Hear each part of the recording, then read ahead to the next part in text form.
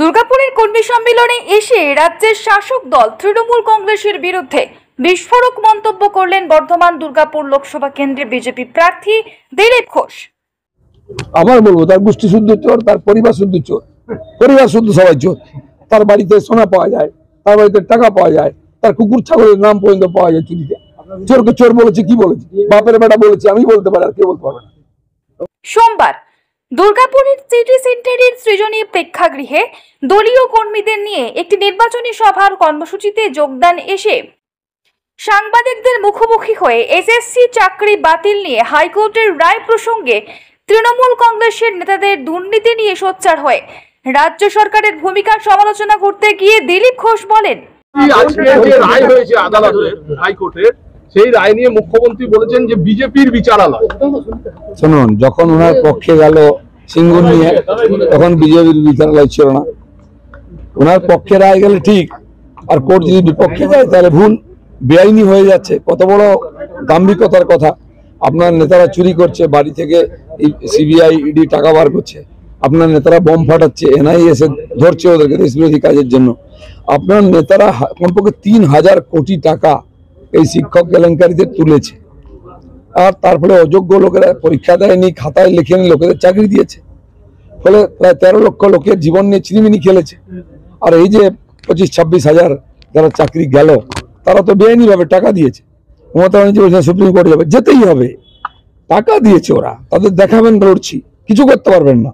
দেখাবেন তোমার তার নেতারা টাকা নিয়েছে, তাদের জন্য দৌড়তে হবে সুপ্রিম কোর্ট, ইউএনএতেও যেতে পারেন উনি, কিচ্ছু হবে না। 10 লাখ চাকরি রেডি আছে নাকি?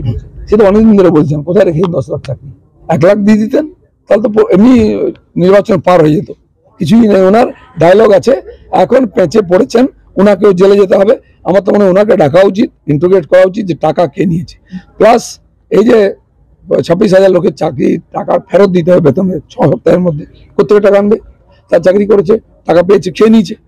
তারা যে 10-12-15 লাখ টাকা টিএমসি নেতাদের দিয়েছে, এদের দায়িত্ব এখন ওই টিএমসি নেতাদের রাস্তায় নাম বলা, তাদের কলার ধরা, গাছে বেঁধে টাকা আদায় করা, সেই টাকাটা ফেরত দাও। আদালত আর একটি রায় দিয়েছে, সে বলেছে যে যে মন্ত্রীর আমলে এই ঘটনা ঘটেছে, অর্থাৎ সেই সময় শিক্ষামন্ত্রী ছিলেন ব্রাত্য বসু, এবং হাইকোর্ট বলেছে যে তাদের বিরুদ্ধেও ব্যবস্থা নিতে হবে।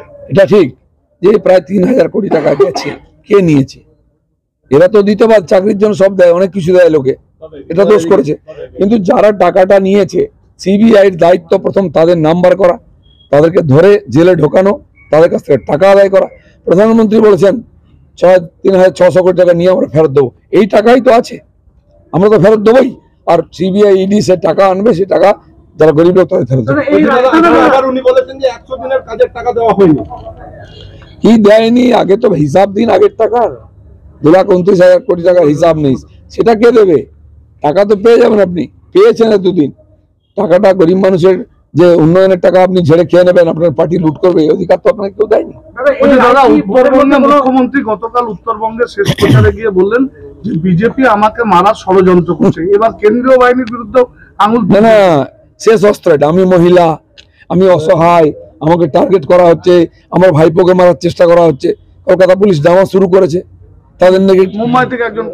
মুম্বাই থেকে দরকার নেই, যাদের বাড়িতে টেররিস্ট থাকে, যারা টেররিস্ট নিয়ে রাজনীতি করে, যাদের পার্টিতে টেররিস্ট থাকে, তাদেরকে টেররিস্ট মারবে। সারা ভারতবর্ষের টেররিস্ট পশ্চিমবাংলা আছে, বাংলাদেশের টেররিস্ট পশ্চিমবাংলা আছে, তারা টিএমসি কে মারবে? পাগল হয়েছে নাকি? এত ভালো শেল্টার থাকতে সেটা এখন হেরে যাচ্ছেন বলে সিম্প্যাথেটিক ভোটের চেষ্টা করছে। আপনার বিরুদ্ধে আজকে বর্ধমানে অভিযোগ হয়েছে, আপনি গোষ্ঠী শুদ্ধ চোর বলেছেন অভিযোগকে। আবার বলবো, তার গোষ্ঠী শুদ্ধ চোর, তার পরিবার শুদ্ধ চোর, পরিবার শুদ্ধ সবাই চোর। তার বাড়িতে সোনা পাওয়া যায়, তার বাড়িতে টাকা পাওয়া যায়, তার কুকুর ছাগলের নাম পর্যন্ত পাওয়া যায় চুরিতে। চোরকে চোর বলেছে, কি বলে? দুর্গাপুর থেকে তন্ময় দাসের report, the e-paper digital. DSMS, a premier management college in Durgapur. Admission open for hotel management, hospital management, tourism management, BBA, BCA and nursing. Excellent training and placement assistance. Join now. DSMS, gateway to success.